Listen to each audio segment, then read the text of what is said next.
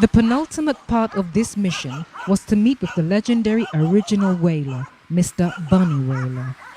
Bunny is the only living member of the Wailers. Despite touring the world with Peter and Bob, Bunny has never been to the African continent. However, he has a lot to say about human rights and the destruction of the African continent. As far as the African people journey is concerned for 400 odd years over there, so it seems as if it will never end.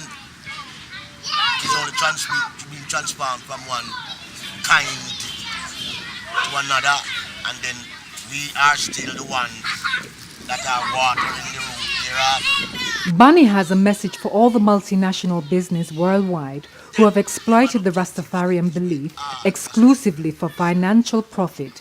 He has this to say.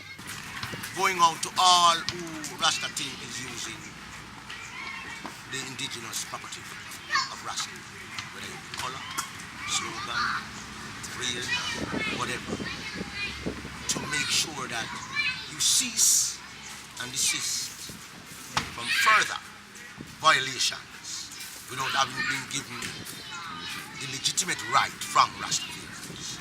Because Rastafarians are not a social group, but Rastafarians are a faith, doctrine, a righteous, spiritual, like all the Muslim them see for them thing and them thing. They pick up Muslim things and come make money off it.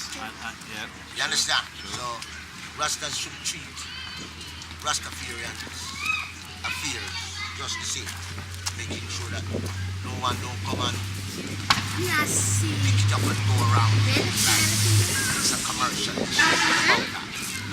It's more I find than that.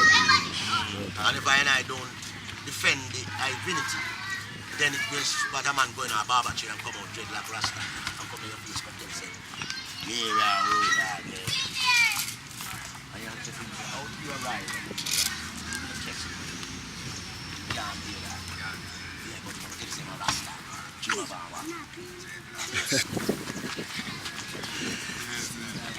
So this is it. So the Rasta man have a duty right now still. We're being the vanguard of the people, and the shepherd of the people. People have always looked up to Rasta.